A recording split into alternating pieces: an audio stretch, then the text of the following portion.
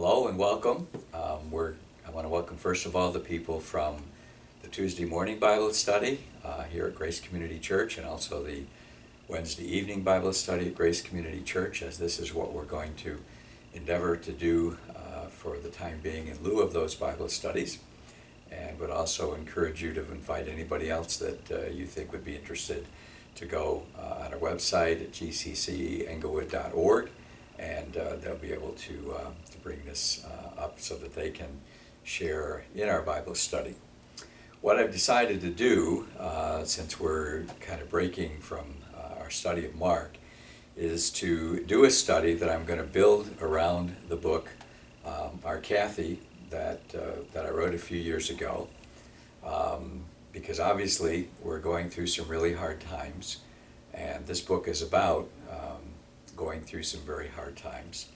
And so I will actually be sharing the book with you, but at the same time there will be many scripture passages and other things that will come to mind as I go through it and reflect on the 7 years that have passed and kind of what I learned from that experience. So it'll be a time of study together, a time of reflection, and I'll do some of the kind of teaching that I do usually on some of the Bible study passages. So we'll begin with the first chapter of the book, which is called The Opening Scene. I'm standing in a hospital room the day after Christmas of 2012, and my daughter is speaking to me from her bed. "Dad, I'm so sorry." Tears are spilling from her eyes. She looks awful. There's no other way to say it. She's jaundiced, swollen, overweight, and devastated. She is my daughter, and I love her, and I know that God Himself, in incredible love and mercy, has arranged for me to be standing beside her at this exact moment, and I will be forever grateful to Him. That's the end of the first chapter. They are short chapters, but they're not all that short. But what I want to talk about is the way that God plans our life and the way that God arranges things. And in this particular situation, He had clearly arranged for me to have that hour with my daughter, and it turned out to be one of the most important hours of my life.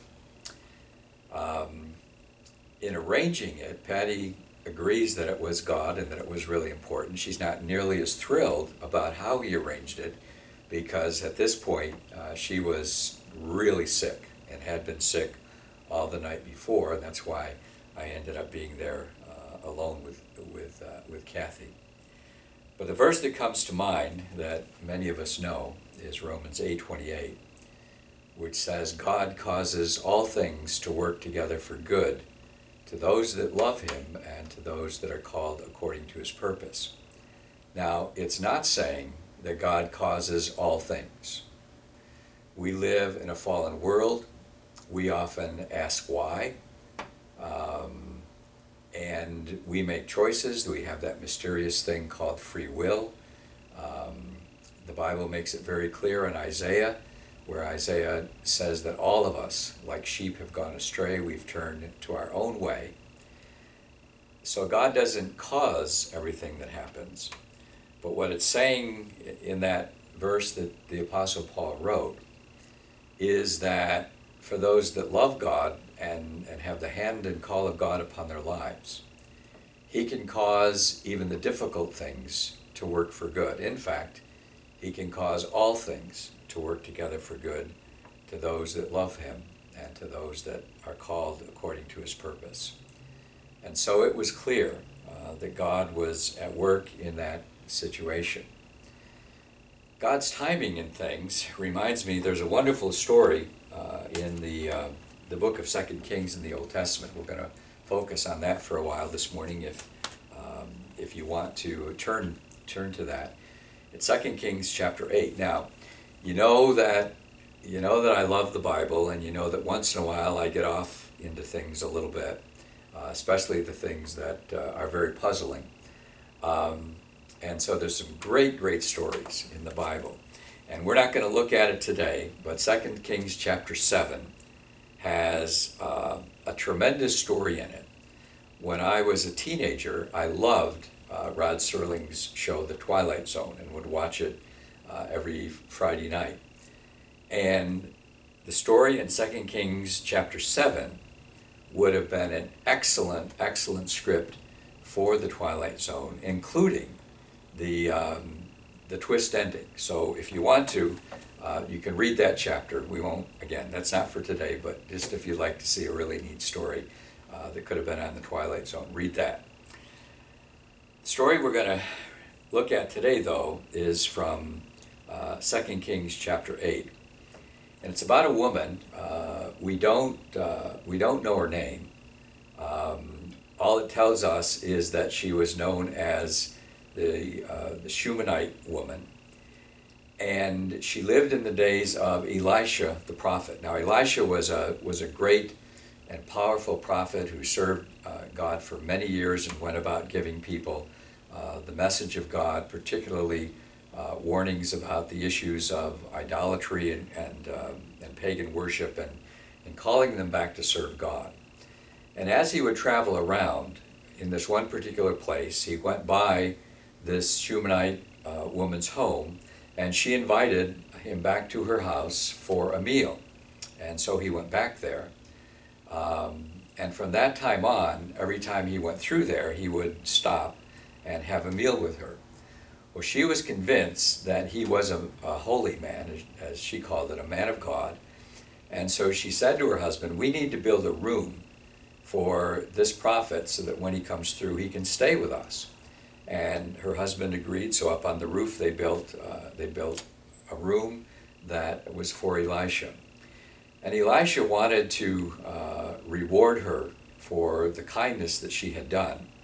And so he had his servant ask her, "Is there anything that you need?" And she said, "No, my family takes care of me," and so forth. But then the servant went on, "But Elisha, what she really wants, I know, is that she would like to have a child. She would like to have a son, and she has no children." And so Elisha went and told the woman, "A year from now, you are going to be holding a son when I come by here." And she said, don't tease me, don't get my hopes up about something like that, because I don't really believe that such a thing could happen. And so a year later, sure enough, she had a son, and God had given her in thanksgiving from Elisha that child. Well, a couple of years after that, now as a young boy, the boy was out in the fields with his father. They were doing some work, and all of a sudden he screamed out and said, my head," and he fell over and died.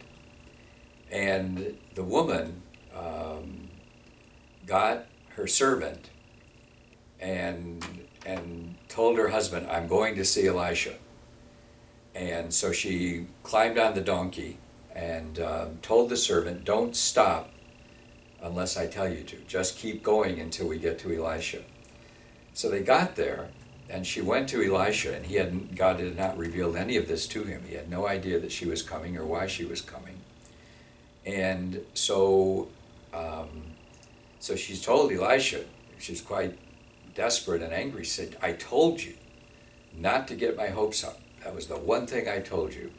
And now my son has died."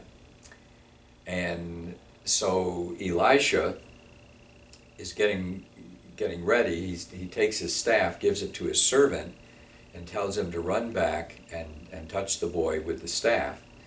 And the woman says, "That won't do. You've got to come. I'm not going back until you go back with me." So he did.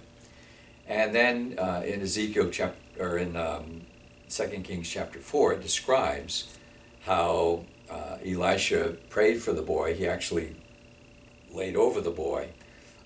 As kind of, the details are interesting, because it finally says the boy sneezed 7 times and came back to life. I don't know what the 7 sneezes were about, but that's in the story. And so he was restored.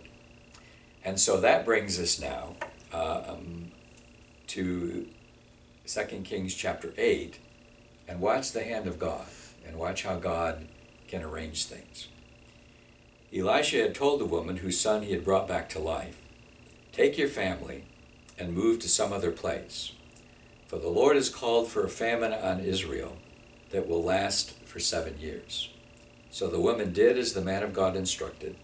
She took her family and settled in the land of the Philistines for 7 years. After the famine ended, she returned from the land of the Philistines, and she went to see the king about getting back her house and her land. Now, from some of the interaction with Elisha, this may be a woman that wasn't perhaps the most positive thinker in the world. She had her doubts. And you wonder, as she heads back now, 7 years she's been gone, and she realizes that, we don't know if she left the land in the care of somebody else, or she's just assuming that someone else probably took it over with her being gone so far. But her big concern heading back is that she wants to get her land and her house back. Don't know if she knew the king, don't know if it was easier for her to make an appointment to the king. But we can assume that this was a lot of stress, to think that she was going to have to go back to the king and ask him to help to get her land restored. So we read now what God was doing. As she came in, the king was talking with Gehazi. Now Gehazi is the servant of Elisha that's been in the story so far. He's the one that told Elisha what the woman really wanted and so forth. The king had just said, "Tell me some stories about the great things Elisha has done." And Gehazi was telling the king about the time Elijah had brought a boy back to life. At that very moment, the father of the boy walked in to make her appeal to the king about her house and land. "Look, my lord the king," Gehazi exclaimed, "here's the woman now, and this is her son, the very one Elijah brought back to life. Is this true?" the king asked her, and she told him the story. So he directed one of his officials to see that everything she had lost was restored to her, including the value of any crops that had been harvested during her absence. At that very moment, God can arrange things. God can work in our lives. We can trust him. And God arranged for that hour that I had for Kathy, which turned out to be, again, one of the most important hours in my life. He is able to do that. He is Lord. We're going to look now at chapter 2. It's entitled, Our Kathy, a hard and inspiring story of God's grace. As I begin to write this, it has been 1 month since my wonderful 38-year-old daughter Kathy died. Those of you who have faced such an unbelievable event know that I am still in a major state of unreality, and many have been kind enough to let my wife Patty and me know that they understand from their own experiences what we are facing. Kathy died of liver failure due to alcoholism, which was fueled by an overwhelming mental illness, manifested mostly in unrelenting anxiety. She left us 2 days after Christmas, and I have never experienced such an incredible mixture of emotions, and believe it or not, that has included a great amount of joy. She was amazing. She was horrible. She was a source of great joy and the source of my greatest pain. She was extremely wise. She was extremely foolish. She loved like crazy, and she hated like a villain. She was darkness, and finally, she was light. And it is the light she brought into my life that will be my focus, and it will help all of us in wonderful ways. So it is my pleasure to introduce to you Kathleen Ann Tuff, but hold on, because it will be a wild, Mr. Toad-like ride. Chapter 3, A Message from the Castle. Less than a month after Kathy died, I was back at Walt Disney World. Each January, my wife Patty attends a children's pastors' conference held at one of the Disney resorts. Now remember, this was 7 years ago. She is the program and children's director at our church, and I always tag along because I love just hanging out at the Disney parks. Kathy's passing still seemed quite unreal, but I decided to have a special Disney Memorial Day for her. So I decided to spend the day going to all the sites in the parks and at the resorts that I could think of where we had had a special time with her. I started at the Contemporary Resort where we took her when she was just 3. And what a delight she was on that trip. We had considered not taking her, thinking she was too young to really enjoy it. So it was just to be her mother Sharon, me, and our 7-year-old daughter Karen. Then one afternoon, Kathy had such a great time and we played miniature golf as a family. In fact, she was so entertaining and enjoyed herself so much that we changed our minds and decided to take her with us. And that was a great decision. We drove down to Florida, stopping in Atlanta while I attended a Francis Schaeffer conference for pastors. And all the way down, Kathy was having a great time in the back seat.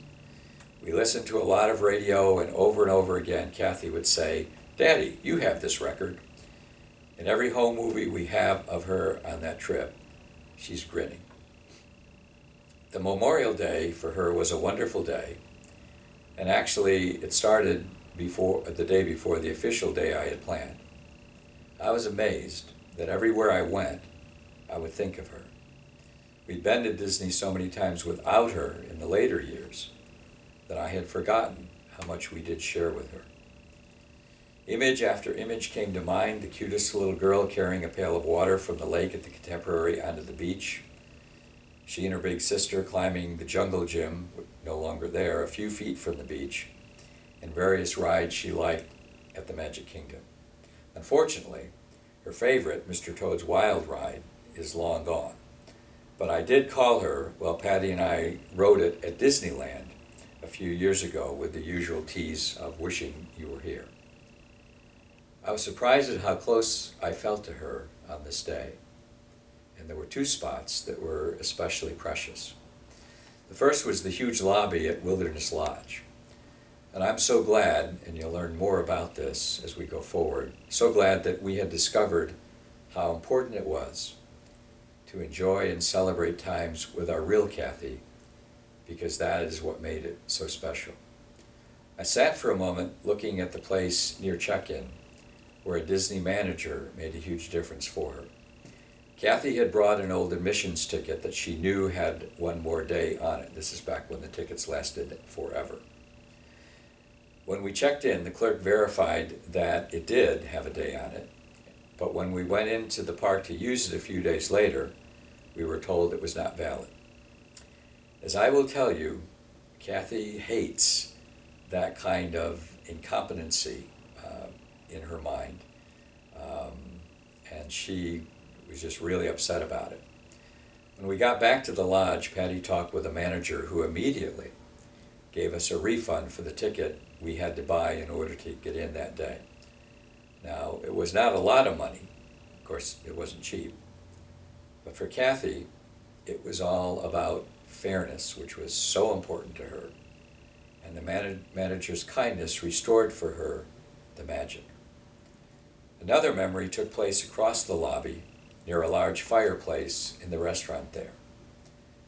I was not even present at the event, but I will tell you, it's one of my favorite memories. And I think about how amazing that is. I love this daughter of mine so much that even though she had honestly caused me so much pain, I could totally rejoice at an hour of happiness for her that I had only heard about. She and her daughter Brianna had gone there one night for dinner, and Kathy was so pleased with that dinner, where they sat, the food, her time with Brie, and I believe that it was one of the happiest hours of her life. And I could barely pull myself away from that spot where she had been so happy. It meant that much. Despite everything, her happiness meant the world to me.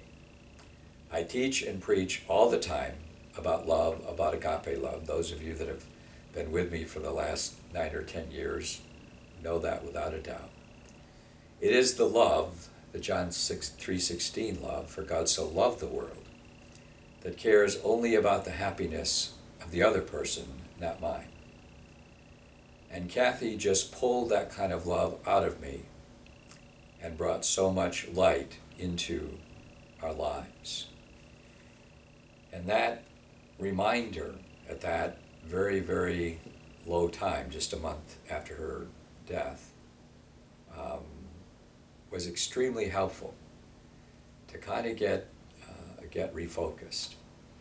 The psalmist, when sometimes he talks about how difficult it's getting, how hard things are going, about how at times he even gets very angry with God and is kind of ready to quit the whole thing. But then if you read those Psalms, and there are several of them, what he ends up doing is focusing on God's faithfulness in another really difficult time. And so thinking about that agape love and what I learned about that and how God helped me is helping, frankly, at the time that we're going through right now. I went through a really discouraging time, a really hard time. I had already been the director of Teen Challenge for 3 years. I'd been a pastor already for a couple of years. I'd become a Christian 8 or 9 years before that. But if I had been totally honest, I was ready to kind of call it quits. It was not, being in the ministry was not turning out to be at all what I had expected. And if someone had given me a job that I would have enjoyed, where I could have made a good living, the truth is, at that point, I probably would have took it. But God reminded me, put into my heart, because this also gets back to the timing of God, a gentleman that I had heard quite a bit while I was in college, and even while I was at Teen Challenge. And I just wanted to connect with him again, and didn't know if that was going to be possible. He pastored a very large church in Ohio. I was over in Rochester, New York. But I called him and immediately, easily, got him on the phone. And I'm not sure if he remembered me, but I shared with him how much his teaching had meant to me and so forth. And he said, well, it just so happens that I'm going to be in Toronto in a couple weeks, speaking for a weekend conference at a downtown church in Toronto. And if you'd like to come up for that, that would be great. And it was less than a 3-hour drive from where we lived. So I did. I went to that conference. And it wasn't just what he was teaching, but being with him. One of the things that was challenging me was the verse in John chapter 10, verse 10, when Jesus says, I have come that they might have life and have it abundantly. Or another way of saying it is having it in all of its fullness. And at that time, I didn't feel like I knew hardly any Christians that I would look at them and say, boy, there's somebody really living an abundant life. And frankly, especially if I put that in the category of pastors. I saw this man filled with joy, filled with love, and really living the abundant life. In fact, he would state that he would not trade places with anybody in the world because of what God had shown him and because of what God was doing in his life. And what I learned in that weekend, and what has been the heart of my teaching ever since, is that Jesus was not kidding when he said in John 10:10, I've come that they might have life in all of its fullness. But he also shared very clearly the secret to that light. And in John chapter 13, and if you want to turn to that, John chapter 13, verses 34 and 35. When the mind that literally created the heavens and the earth, when the being that is back of all that we see in creation, including mankind, when the very Creator becomes the man Jesus, the Word becomes flesh and lives for a while among us. When that person begins to tell us about God and begins to share truth with us, we ought to be listening. And Jesus would often introduce his teaching with, "He that has ears to hear, let him hear." He's basically saying, pay attention. On the last night that he has with his disciples, there in John 13, he gives one final statement. So again, when the Word of God becomes a human being and gives us one final teaching, it has got to be the key. It's got to be the key to abundant life. It's got to be the key to what it really means to be a follower of Jesus Christ. And it actually turns out to be the key to the universe. And looking at his disciples that night, he said, "A new commandment I give you, that you love and care for one another in the same way, to the same degree that I have loved and cared for you. And by this, all will know that you are my disciples." And that love, that agape love that in so many ways Kathy pulled out of me, almost in spite of myself, I'm thankful. And I'm thankful for the way that God helped me to find that answer many years ago at a very difficult time in Toronto. He can make the appointments. He can make the arrangements. He can make it so that Gehazi is telling the king about Shunammite woman's miracle at the exact moment that she walks in to talk to the king. He can arrange, even though it was no fun for Patty, that I would have that hour with Kathy that you'll hear more about. I've come that they might have life and have it in all of its fullness. And we'll continue this journey together. Next week, my goal is to put these up on Wednesday mornings. And again, if you think of other people in the group that maybe don't know about this, but you know how to reach them, let them know, and look forward to spending several weeks together doing this study. So thanks, and looking forward to next week.